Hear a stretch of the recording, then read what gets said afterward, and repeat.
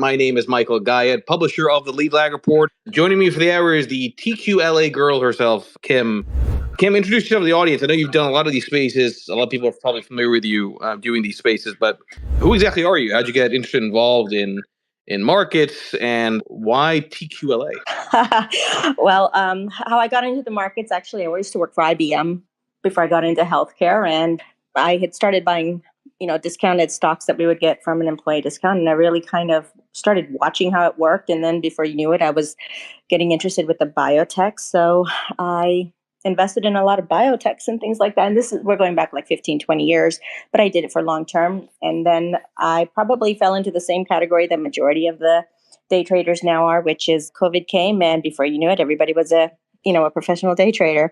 The good part was since I did have, some experience in terms of researching stock and doing stuff like that, it kind of did help me quite a bit. So that's kind of how I got into it. And then as far as Twitter, I actually started last March or something on FinTwit, and I was just following a few people here and there, and I would see spaces that I accidentally came upon, and I was like, oh my goodness, they've got, these conversations going on with people who know what they're doing, especially the technical side. So I started following them, and before you knew it, I'm definitely someone who likes to ask a lot of questions and put in my thoughts, especially if it's a stock that I might be familiar with or have traded in the past or have just been, keeping it on my watch list and following it, especially, like I said, the biotech sides back then. And one thing led to another. And then one day, one of my friends, not sure if you're familiar with him, but his name's Tony. He does a lot of spaces as well. He was like, we don't have any women who do any spaces, so you need to do one, T. So kind of started like that back in June. And next thing I know, I was starting to host spaces. And we had an amazing group of people that would come in and out and just give us a lot of, alpha, if you want to call it that. Some would share what their trade plans were. Some would give us an outlook on specific tickers. And some would give us, the macro outlook, which prior to last year, I don't really think I focused on too much. But with all the things that have been changing geopolitically, it did kind of become important to at least kind of know it, understand it, and then keep it in the back of your head, because at some point it's going to be something that might affect the way the market behaves at any given time, which kind of like, I follow you a lot, and your riddle-like tweets, I try to solve the puzzle, but it kind of lends to that because there's things that are going on that are greater than us, and I think it does help us understand, okay, just because it looks like it's an update doesn't mean it's going to literally be one. It could be just that initial pop, and then a lot of other dynamics that might end up taking it in a different direction. So that's kind of how I found myself doing what I do. Do you find that because your career is in the medical field that gave you an edge when it came to investing in biotech in those early days, or did you find that it's much deeper than sort of one's perception of their knowledge base around a particular industry? I do think it helps quite a bit, especially if you come from a science or healthcare background, because one, you understand disease process. That's really important. You can understand the disease process and you know what kind of medications exist and don't exist. Like, for instance, I work in oncology and I work with an indigent population. It's massive. They have every kind of, cancer you can imagine, and they come to us when it's a little too late sometimes. Knowing that we have medicines, but we don't have enough medication that can help, someone at this level recover, basically. So as I look at these biotechs, especially the oncology side, I really do read up on those, and I do understand what they mean when they say, okay, we got to phase 3 trials, this is what's going on. And bottom line, if phase 3 is successful, we just found ourselves an amazing oncology med that we didn't have before, which I am following 4 different tickers right now, and those drugs don't exist. If they do, that can make a huge difference to a huge oncology population. So yeah, I would say that having my healthcare background does help me do a more in-depth research with biotech, and I understand the lingo. So I think that helps quite a bit too. Does it also, I would think, make it challenging to figure out how much to weight in a position? And the reason I'm asking that is I always go back to what you own matters a lot less than how much you own of it. And there is, I think, this natural psychological element of when you're in a field and you understand it and you're researching stocks that are also in that field, you feel more confident in the thesis, which might mean you take on more risk, more of a weighting than you might otherwise should. Is there some truth to that, you think? Absolutely. I'll give you one example, unpopular example, but it's a great example, which is Moderna. Back in 2020, when Pfizer and Moderna were commissioned with coming up with a vaccine, Moderna was trading for what, $10, $15, $20, and eventually, slowly inched up to 50, 60. I pretty much alerted everybody that I knew, and this is pre-Twitter days for me, but I alerted my group that I traded with to let them know, hey, you need to keep Moderna on your watch list. It's, something that you will definitely find success with if you have some patience. And those that took it realized, the gains that came with it. But at the same time, the reason I was so confident with it is because, one, I understand what a respiratory illness is. I also understand the way things transmit. I also understand how vaccines work in general. In a perfect world, I know exactly how everything works. So with that knowledge and knowing that we were challenged with something that we needed to come up with some sort of solution so we get out of the rut that we were in as a world, it absolutely helped me. And like I said, I think it helped a lot of people who traded with me back then. But presumably, I guess what I'm trying to get at is, are you limiting how much you size a position, right? Because there is, I always go back to, the problem I think a lot of people get into is they end up being overconfident, and the way that translates into a portfolio is a large weighting and or ultimately leverage, right? So how do you kind of manage risk in the context of a domain that you know well? I see what you're saying. Okay. Again, I'll just use that one as an example because it went up and down quite a bit during the trial and errors until it was officially on the market. We traded Moderna as if it was swing trades versus long-term trades. I did not full port. I've never recommended anybody to full port on anything because you just never know. I mean, one wrong phase trial and $100 stock can easily go down to $5. It happens in biotech all the time. So you have to be very, very careful with what you're getting into. You have to have that conviction, first of all. And I always tell people, just because somebody might sound like they know what they're talking about, you really still should be doing your own homework on whether you want to, because this is your money. It's not my money. You need to know where you're spending it. So that was a big thing for me in terms of how I was investing in it. So because I had conviction and I knew exactly what my thresholds were, I would invest in such a way that I would wait for the gains. And if it looked like there was something that might be causing it to go, on the downside, I would trade it out and then get back in and continue on. And it took about a year doing that, but it served well. So I hope that kind of helps answer your question. But as far as the risk management, I don't use stop losses. A lot of people do, but I also think you should know exactly what you're looking to gain. Greed can get in the way sometimes. And so from risk management, if you can say, okay, you know what, I'm good with this and get out when that happens, that too. I also have great examples of people who've gotten into like Tesla and Apples and stuff, and they were at their absolute highs and they refused to sell when they were high, even though everything in the market dictated that it's going to be going a different direction. And eventually, I mean, we're looking at where the Googles and the Teslas and everything ended up earlier this year. I kind of feel like that was very poor risk management. And having this relationship with the stock, I mean, never get married to one. Just date it long term if you have to, but don't marry it. That way, I feel like you can detach from it when you need to, and you can make a smarter decision versus bag holding. You don't want to. You just don't want a stock that costs you several $100s and then not sell it when it doubles or triples. Sometimes only to watch it, go down to 25% of what you actually paid for because you're so attached to it, I guess. Does that help? Did that help us? Was that what your question was? Yeah, no, that's good. And okay, now let's tie that into sort of day-to-day things for you in terms of the analysis that you're doing, the trades, and I assume you're still an RN, a registered nurse, right? So first of all, how do you balance the trading side, the investing side with the actual job side? Because I'm going to assume, as is the case typically with most healthcare professionals, things suddenly pop up and there's crises you got to deal with patients coming in. How do you balance the two? So I'm fortunate that the role that I currently have, it's called a nurse navigator, and we're kind of like the fire extinguishers for everything that can possibly go wrong.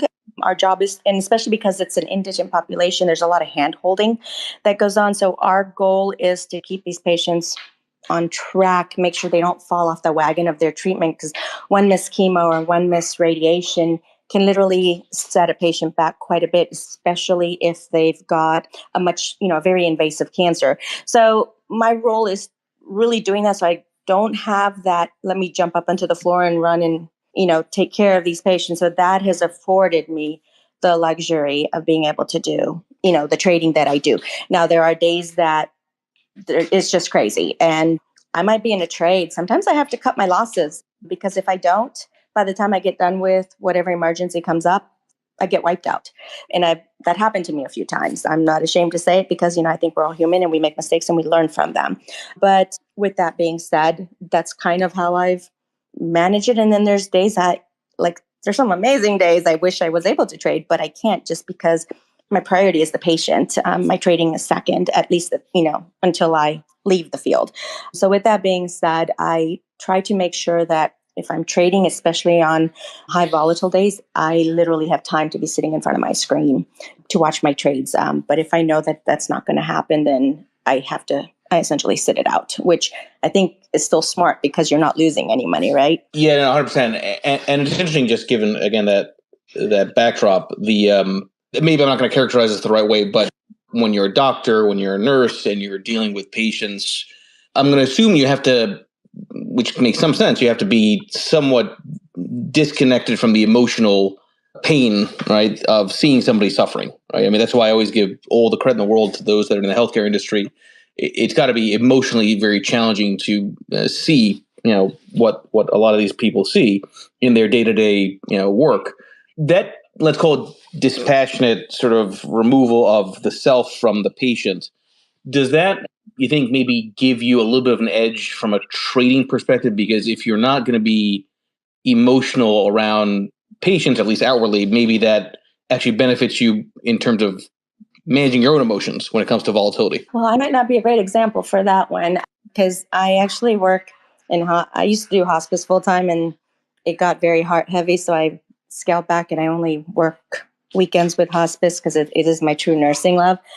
The catch is if you're going to do something where you are going to be touching someone's lives, for the last 10 hours of their life on this planet, 2 weeks, whatever it might be, and you're also holding the family together as they go through that, you really don't have the luxury of detaching, because I've seen nurses that do that, especially when you're in a very heart-heavy side of healthcare. I don't like it. Like, if I saw that cold or detached emotion and it was my family member, I really do think I would be a little bit bothered by it, because that's the one time they need somebody that's absolutely human. So I do think that there are certain parts of nursing, like, for instance, if I was in ER, I probably would have a detachment, just because it's a whole kind of crazy, and it's like a conveyor belt of patients coming in with acute needs, or, left and right, and they don't stop. And so those you don't have time to get too attached with. No, that distinction makes sense, and that's really what I was trying to more get to, because I do think if you're going to be good at this business, you have to almost have those pain points, that come to your portfolio, and you can argue that your portfolio is like a patient in some way, shape, or form. You're trying to nurture it to grow, right, to recover when it goes through difficulty. Okay, so I named the space filtering out the noise, given some suggestions that you had. There is a hell of a lot of noise on FinTwit. Oh, yes. I would argue. Now, again, you've been at this for some time. You found your sort of approach, but talk about, for you, as somebody who's not necessarily in the financial services field the way someone like I am is, how do you even identify what's noise and what's signal? You got to filter out the noise, but I don't know if it's very clear what noise is to most people. When I first got onto Twitter and I was listening to the spaces, first it was amazing information, right? And I was like, ooh, okay, yes, I didn't think about that. Good. But then came an explosion of spaces and multitude of speakers that, have amazing backgrounds and expertise and everything that they say. But before you know it, you're starting to it's like a sensory overload, information overload. And so what you would normally narrow down and know this is exactly why and what I'm doing, you start taking in all the stuff that people are saying regarding the economy, what's going on the other side of the world. Oh my God, everything's going to crash, or no, we're bullish, or whatever. All that stuff kind of does get you, even if it's subconsciously. So when you then start taking those trades, sometimes that stuff really does interfere, and you don't even realize it till after it's a little too late. So again, I enjoy the macro spaces and I love the speakers that give us the data, but sometimes I also have to remind myself like for instance, today I am in some trades. I cannot think about what's going on the other side of the world. I can't even think about what's going on in Canada or New York. Anyway, it doesn't matter because my trade is happening in front of me. And what's important is where is it going? And that's where like I have a small group of people that I trade with. We all kind of have our own expertise. And so Alex, who's up here, he's he provides all the technical alpha for us. He gives us zones and things like that. So as we start recognizing, okay, this is the direction the market's headed in, because, you got your trend days. Today, I'm really not sure what the market's doing. It's just kind of choppy right now.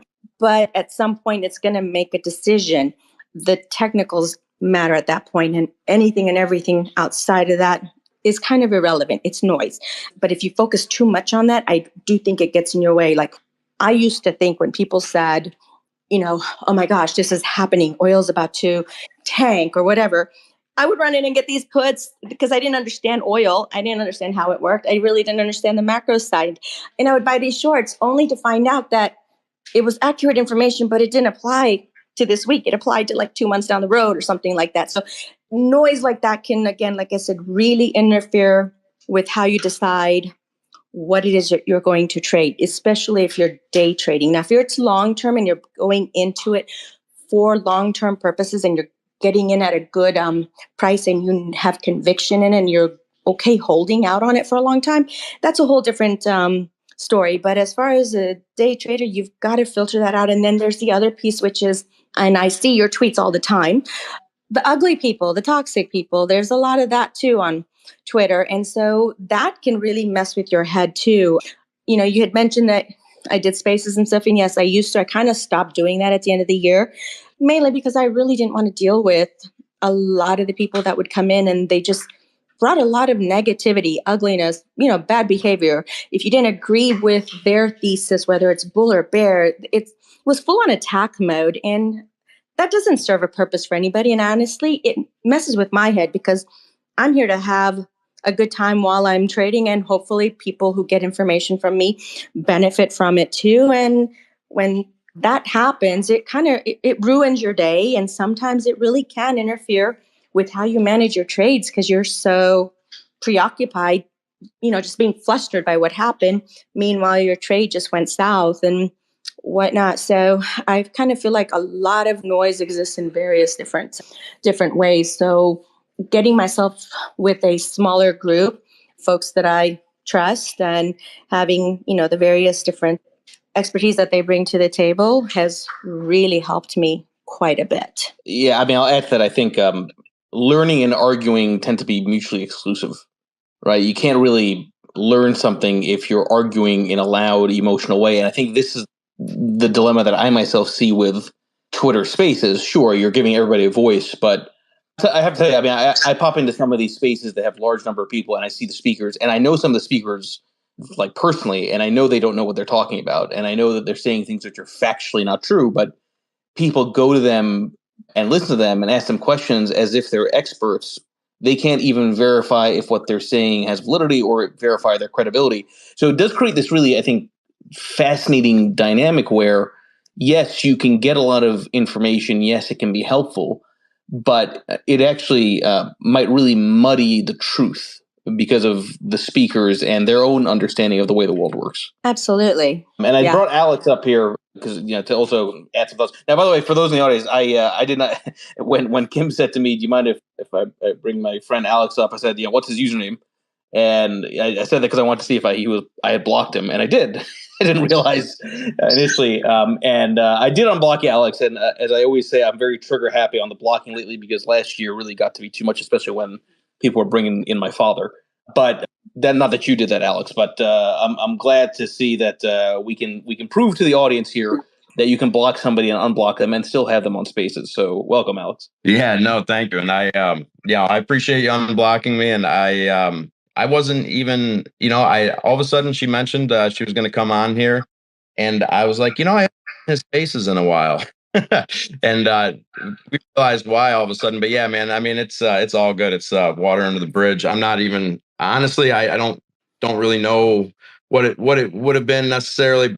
I mean, it kind of goes back to what Kim's saying, and not to belabor the point, but I used to like a lot more tweets just in general, but I noticed the toxicity as well coming across when we do Spaces, because we'll do Spaces and trade. We do them a couple times a week. Used to do them a little more often, but we're going to get back into that again. But, we keep it very just, I mean, some people might say it's boring to a sense, right? But number one, we're actually, we're watching the markets, talking about it, but we keep the drama just out, because it's just for me, it's the way that you want to trade, right? If I'm actively trading and I'm emotional, then I'm going to make emotional decisions, and that's when I lose money. And that's so anyways, I guess just to the point, it's been a learning experience over the last year. I think the market conditions, speaking on psychology, is just the fact that the market has been so difficult and so erratic, right? And I think that has bled through to people's behavior, on FinTwit, and especially, in the financial circles. And I mean, the correlation just seems to be there, right? And not just the "I told you so's," but it's just back and forth, and we rip up, we rip down. No one really has an idea of where we're going exactly. We're always waiting on the next FOMC or CPI print, it seems. And and I think it's taking its toll on folks here in the financial world, and especially in the trading and investing world. So it's good to, I think it's good to remember that, hey, everyone makes mistakes. We can forgive, but you do have to have a level to the point where, like, if people are going to be toxic and or aggressive, that's just, there's not much else to do with someone like that, in my opinion. So anyways, or you use them as a contrarian indicator, right? I mean, I keep using that line. It's like, you're right when the counter argument is an insult, and I wish I could launch an ETF around that, right? Because I can't quantify it, but it's just been kind of my observation. And by the way, the point you referenced, the "I told you so," I think is where it hurts everybody to think in those terms. So you have two different viewpoints, and let's face it, everything in markets is an opinion. Okay, even when you're doing quantitative work, the quantitative analysis in the small sample is quantitative in that it's rules-based, but it's still an opinion about a likely short-term scenario, right? So the problem with the line of thinking of "I told you so" that I see with a lot of people on FinTwit is, one, it's based on a single roll of the die. Two, it makes somebody feel bad when they're already suffering financially from the outcome not going their way. And it's a strange dynamic. I don't know why there's this constant feeling of having to tear somebody down who probably did end up having the right process, but the outcome didn't go their way. This is why I myself refuse to try to participate in a lot of Spaces, because I don't see how that's helpful to one's, to your point, Kim, mental state, but also one's portfolio in general. Absolutely. And I'll say Kim is fantastic at kind of putting into words, or being able to look at something and say, I'm just not, this is just not healthy for me. I'm not interested in continuing to do this, or, I'm just not going to deal with this shit anymore. Right. And it's, I think that's a strength that plays into, not just, it plays obviously into trading and investing and into life in general. I honestly, Mike, I think it's the social media side of things, right? Because if we were talking face to face, if most of these people that can get so aggressive and negative, right? It's, if you're face to face, a lot of these conversations or a lot of these explosions wouldn't have happened, right? Because it is one thing to say, hey, I told you so. I mean, look, everybody has, like, we place our bets, we talk about it, whatever, however you want to look at it. But the thing is, when someone actually loses money, and that's probably another factor, right? That some people on here, you don't know who's actually losing money. I mean, I know, the relatively small group of people that we trade with, I tend to trust them. You grow, you learn to you get to know people. But the majority of people on Twitter especially, but most social media, I mean, if you're truly losing money, you end up having some type of empathy, because everybody's been there, right? So I don't know. There's a bunch of dynamics here, but Kim has been great at that's what I wanted to ask her a question of, actually. I mean, I know, and you kind of touched on it, well, you definitely touched on it, that the medical field, requires a level of empathy and emotional management, right? And that is key to risk management, at least especially in trading, but I'm sure for longer term models and just being able to kind of stick to your guns and work through. I mean, it's if you get emotionally attached to something, when it comes to the market doesn't care about our feelings, obviously. The market doesn't, the market moves too fast to even have to be able to kind of figure that out, right? And I think that's such a key point here that you have to have that trade plan, right? And I've seen it by trading with Kim, and I wanted to ask you, Kim, like, we go over zones, right? Like I'm big on supply and demand, looking at charts and seeing areas where where prices moved in and out of these levels, right? And these levels tend to repeat over and over. So the zones work really well. I mean, nothing's 100%, of course, but what I have noticed is that Kim will, she'll kind of listen to what we're saying. She'll get into some trades. And then even when we go through some turbulent time where I might stop out of something, right? And then just get back in, that's kind of the style that I trade. She has a tendency to hold. And I wanted to get her take on that, on why, where do you think that strength comes from? Is that a strength that she sees that way? That's funny. Did you ask that? Okay, so keep in mind. Well, it's interesting. I'm glad you asked it because it is interesting, right? It's kind of like agreeing on the buy but not the sell, right? Which is just an interesting thing to tease out. But go ahead. So I think where that particular level of strength, and call it hyper patience if you want to, I deal with people who are very critical and they're dying. And I used to work in critical care with cardiac patients, and I've had code blues, and I've found patients absolutely unconscious on the floor and everybody's scrambling. And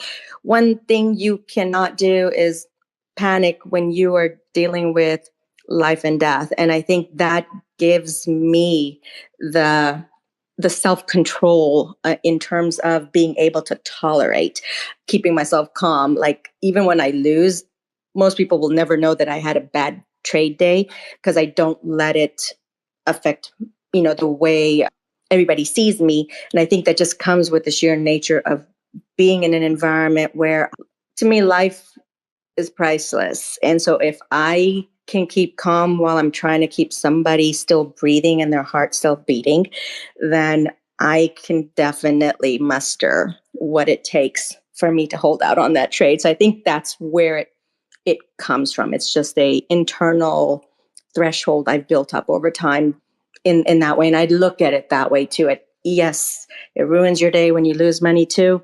And I am, holding out for what I think is going to happen.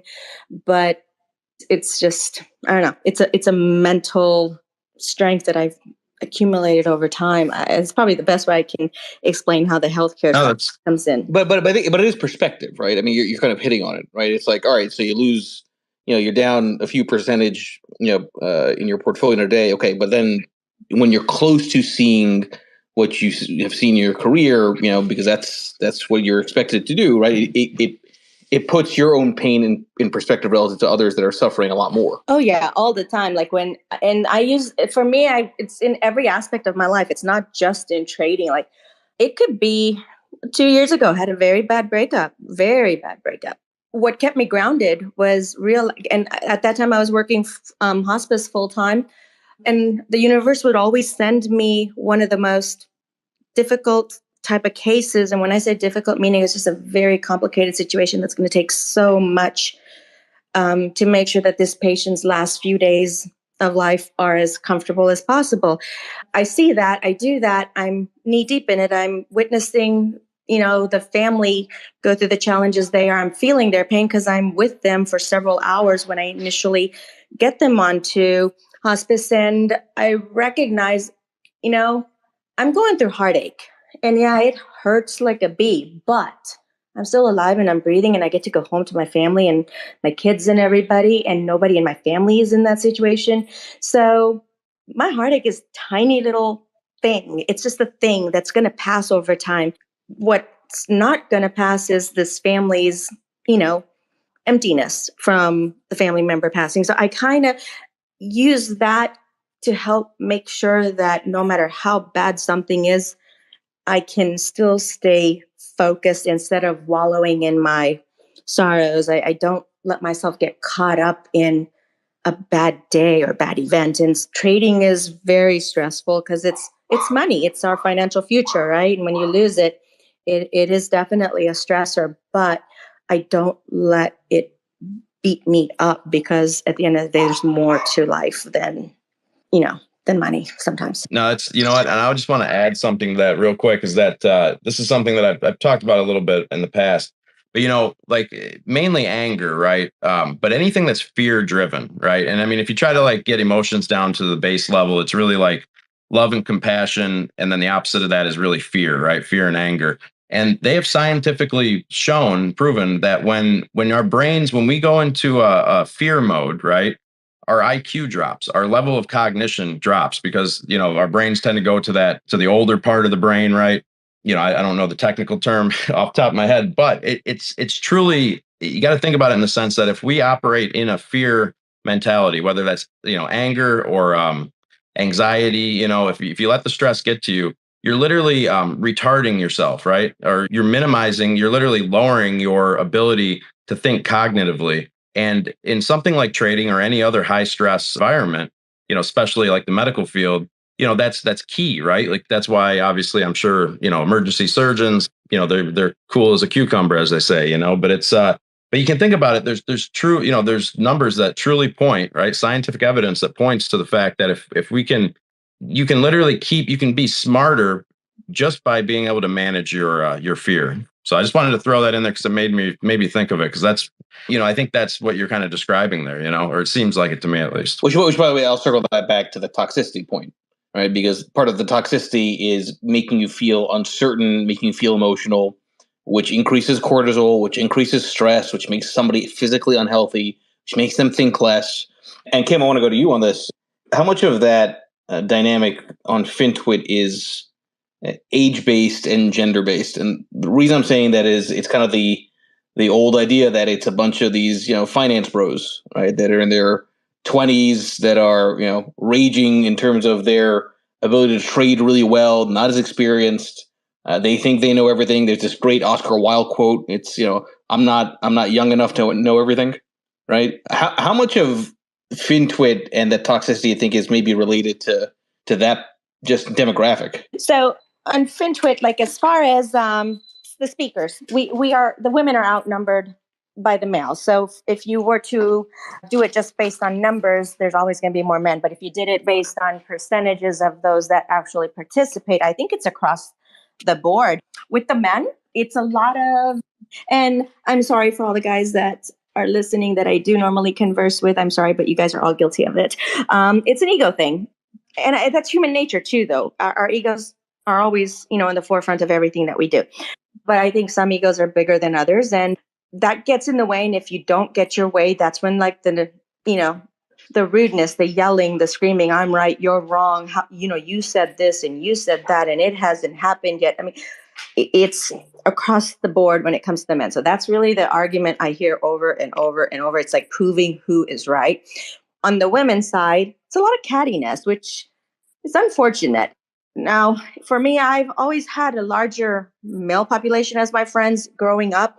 So I wasn't surrounded by a lot of females. So I didn't get caught up in too much of that.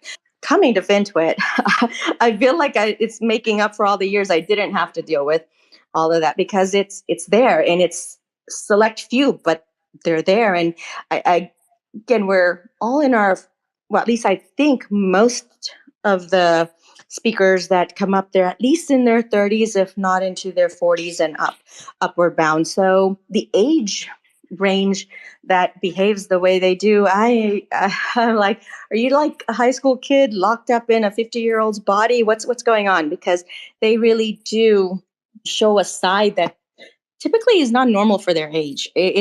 I'm like, do you go home and talk like this? Is this how you literally talk to people in front of your children, especially if you know that that person has children, or you talk to women this way? Is that how you go home and talk to your sister, your mom, your wife? I'm like, how the hell are you still married if that's how you behave? All this sort of stuff like goes through my mind when I hear it and experience it sometimes, which is unfortunate. And then there's the male side, which sometimes they don't like women being right, or the fact that they think that women aren't going to stand up to them. And here comes one that is going to stand up to you. And Unfortunately, it doesn't always work out to your benefit if you do try to stand up for yourself, because the ones that come at you, they're like, what do you call it? Like little Energizer bunnies that are just going to keep coming and coming and coming. And the best thing for you to do is just say, I'm done. Peace out. And don't talk to them. And I like you. I haven't blocked a lot of people. There's probably 5 people on my block list, but I did not hesitate to block them when time came for me to do so. My block list is a lot larger than yours. Sorry, go ahead, Alex. No, I was just going to say, Kim is good at that. Just kind of being like, hey, you know what? I will say this. I just want to throw this in just to keep things positive, or to look at, you do want to find the positive side of things. And there are a lot of good discussions that go on that I've found. I will say that it's good to reach out. One of the biggest things that we don't want to do is fall into an echo chamber, right? So debate is good and healthy, but you do have to keep, you have to be civil about it. At least I think so. And I mean, and when we do spaces, we've had really good times on them.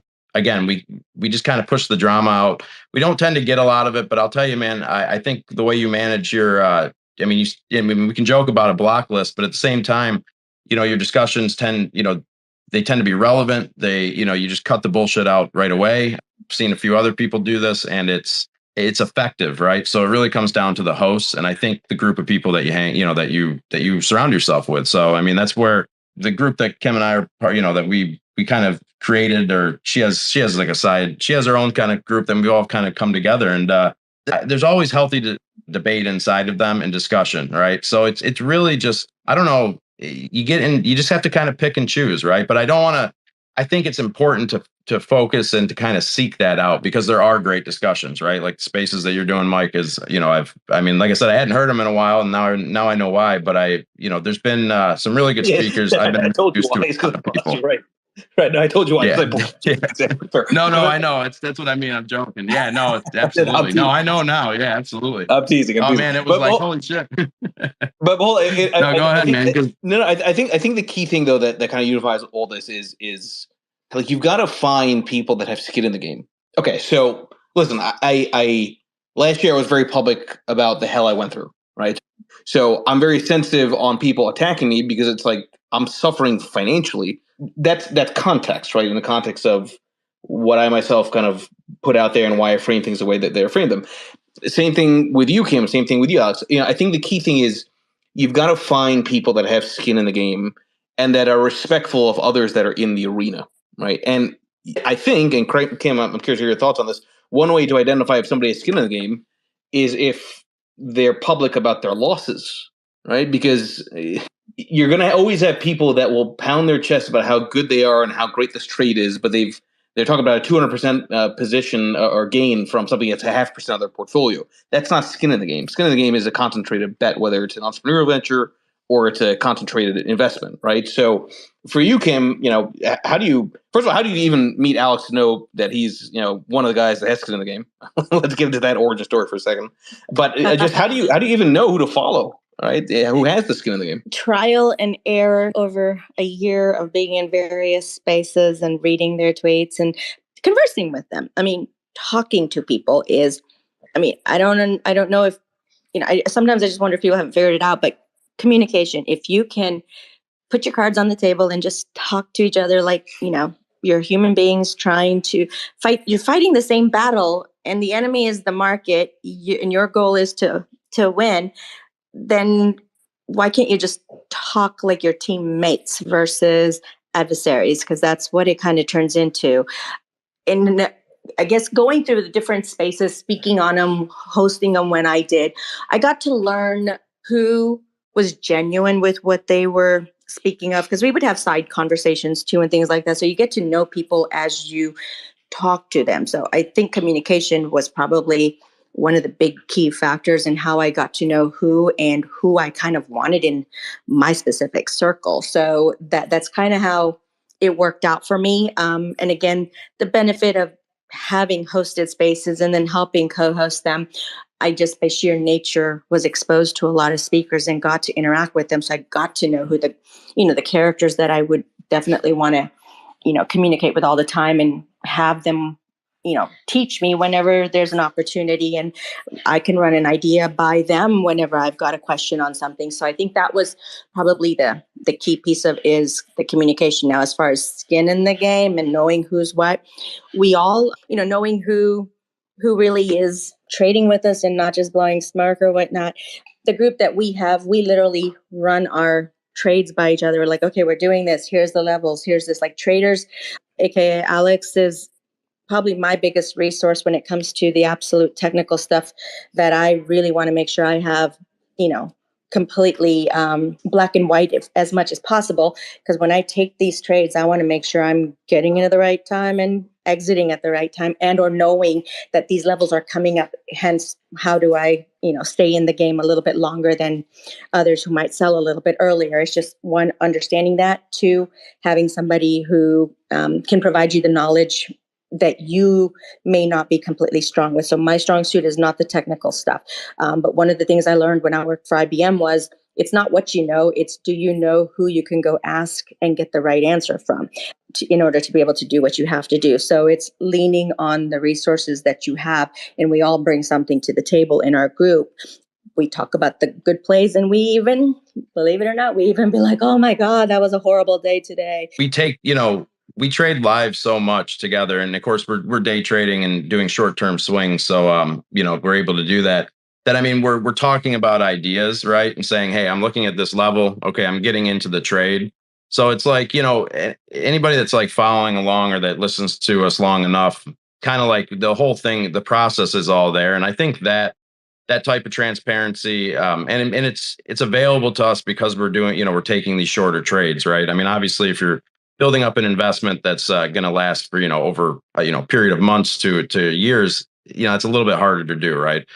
Obviously, there's other ways to show your skin in the game, though. But I do think that level of transparency or exposure, like if you're there long enough, you kind of see if it works or it doesn't, right? Because it's like, hey, I'm getting into this. Let's see. Not, I mean, tweets, and I get it. So, I mean, putting out tweets, it becomes like a job to be like, hey, I'm getting into this, right? And it becomes kind of a thing where I'd rather just go on Spaces and be like, hey, come trade with us, hang out, have a discussion, talk about things you're doing. And then, so, I mean, putting out something afterwards saying, hey, this trade worked out, this didn't, is good. I don't know. I very rarely do I show, like, I'm not a big fan of like showing profits and shit. Like, I don't mind it. I don't care if people do that. It's just one of those things where it's like, come like hang out and, see how we trade. And then if that's something you're interested in, then, we can go from there. Right. I mean, that seems like a much more genuine way. And I think, Kim has been, a big part of that. She's been co-hosting Spaces with me.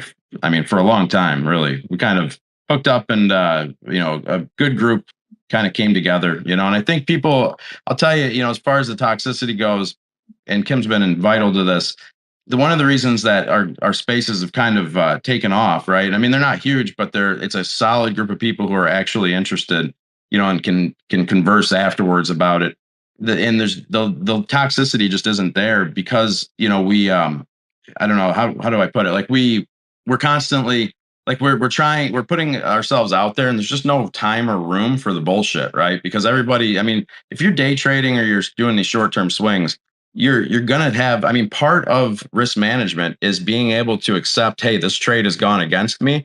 It's no longer an interesting trade. I'm cutting it, because that trade, even though it's a losing trade, is still very, it's vitally important, in the sense that you cut it small in order for the winners, right, to, the runners, the ones that you actually make money on, to be, to average out to where you're making money. So, I mean, it's, I guess we try to keep it very logical. And in that sense, it kind of cuts out a lot of the bullshit. So I think that's very helpful. But Kim's been great on that. And we've been co-hosting for a while, even though you've been working a lot lately. So you haven't been speaking as much, but I know you've been busy at work. So, by the way, you just connected a dot for me. You said Tequila Girl. It's like, I was like, TQLA. No, it's tequila. Okay, now it makes more sense. When you said oh tequila. Yeah. Okay, right. Now it's like, that's my aha moment. Okay, fine. That's I learned something today on that end. All right, so Kim, speaking of filtering the noise, maybe for the last few minutes here, everybody here also, please make sure you follow Kim Tequila Girl and Alex TradersRetreat here on Twitter. Again, I go back to the name of the space is filtering out the noise. You think this banking stuff is noisy? or have you done it? And have you done anything in the last couple of weeks? Has it made you nervous? Have you just said, you know what, nothing's changed here? I'm curious, each of you respectively, if anything has made you think that this is signal versus noise with this, in quotes, banking crisis. When the news broke, obviously that's very important because that's going to affect markets. It affected markets all over, right? So it was very important to understand it, know it. I'm not a banking expert. I know how to trade and I know where to find information to trade, but what's going on with this bank and how are they going to save a bank and all that? I don't know how all that, all the logistics that go into that. One of the things that you see a lot is, oh, there we go, bailing these people out again, or here's this and here's that. And now you got these bank run type, tweets and everything going on. And then you have all these spaces where all of a sudden, the people who were oil experts one week have now become bank experts this week. Next week, they'll become war experts. It's kind of like they move on with this weird expertise entitlement. And when you start listening to too much of that space, before you realize it, everything that you heard when you first understood it, and now that you've heard even more about it, you're literally like, I really don't understand what the hell just happened here, because you've heard 30 different variations from 30 self-proclaimed experts who really are not in the banking industry, but they seem to be able to talk about it quite a bit, and people flocked it because we're hungry for information. That's human nature. We want to learn. We want education. We're all here for the same purpose, which is to make money. So whatever I can learn from this, it'll hopefully help me. But again, if you've got a multitude of non-experts coming on, acting like they're experts, you have just filled your head with so much noise, and it's now going to really, really mess you up. Because yes, that banking crisis happened, but here's the sectors that really got hurt. And then here's this other area, like right now, the way tech has been booming this past week and a half, it's insane, but it didn't get as impacted as the finance industry did. So if you stayed completely focused on just the dynamic that was happening, you would miss that this entire sector gave you tons of opportunity if you were trading, any of the big tech. Same goes with like last year with the, Ukraine, Russia war, the start of it. There's only so much our brains can really process. And if you give it too much information, it's overload, just like anything else. Too much alcohol, too much this, too much that, too much eating, you feel miserable. And I feel like too much information can clog your brain, and now you cannot think as clearly as you normally would. So you do have to learn to be able to listen to it and then just take what you think will benefit you and then walk away. Like I literally would spend every evening listening to spaces for a long time. Past couple of months, I have become very picky as to which spaces I will go in and listen to. And even then, it's limited listening. I try to do other things. I literally try to have a life these days instead of making spaces my life. And I think that has helped decrease a lot of this noise factor. Yeah, I don't know if you want to respond to that, Michael, or I'm happy to share my thoughts and add to that. No, my only response would be, you can call it a melt up in tech. If you want to call it a melt up, I think you're okay with that. Anyway, sorry, go ahead. Yeah, no, she's spot on about that. And I think there's two perspectives here, right? So there's the perspective of trading, right, and these shorter term trades, and absolutely most of it's going. It's mostly noise, right, in that sense, except it's noise that we can act on, right? We can find we can play other banks that are going to complement or the sympathy plays, right? Or we can find the sector where the money is flowing into, like the tech sector that did just melt up. I mean, it was obviously it was astounding. And it even if it seems a little irrational to me personally, and I understand kind of why, I understand the conversation around it now, but at the same time, you as a trader, you have to kind of just focus on what is the market doing in this moment, right? The other side of that, though, is, as far as an investment, right? And so two things hit personally. One is Bank of Ozark. I've, something that I'm invested in. I have a family member. I've talked about this on Spaces a little bit, but he works there. He keeps his cards close, which is good for, obviously not to share anything, but I do get a perspective from it. I know the bank is strong, but they are down. I mean, I forget what percentage, but they had almost hit 50 a month, month and a half ago, 2 months ago, and they're now down at under $35. They actually dipped to 32 today, which is a little worrisome.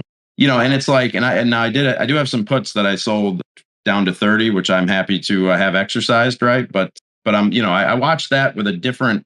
I have to separate the two, right? And that's something I think we all have to do.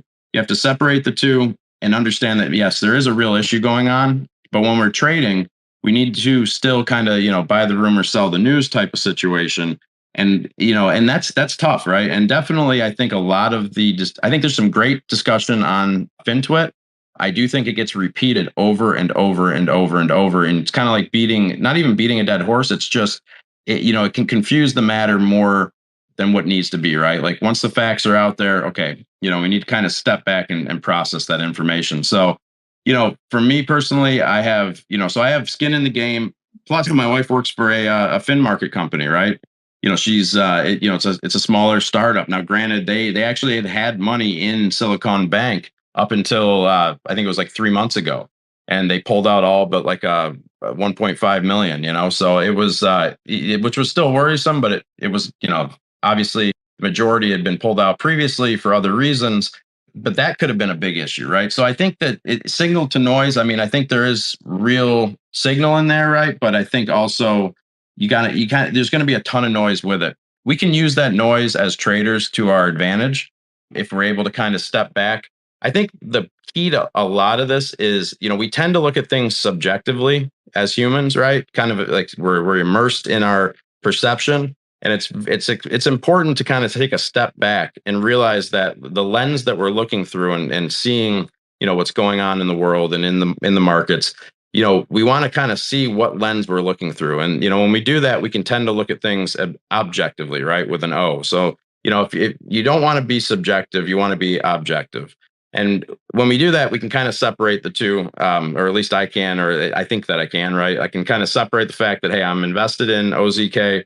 And I also have, family, I have a family member that works there. And then the whole other banking sector, can affect my wife's company. But as a trader, I can also take advantage of these moves or know what to kind of move away from, and find the sectors like tech. So, I mean, it really comes down to, I think, getting the information, right? You don't want to be blind to what's going on, but then taking a step back and really processing it on your own. I think, a lot of people go into spaces. They want to hear other people tell them what's going on. And I mean, it's okay to get a little bit of information, but you have to do your own research. You have to do your own thought process, right? Work through it. So that's basically all I got to say on that, but thanks. As I always say, look to the left of the equal sign, just where the pros tend to go. With all that said, thank everybody for joining. Please make sure you follow Kim and Alex, and I will see you all next time. Thank you, Kim. Thank you, Alex.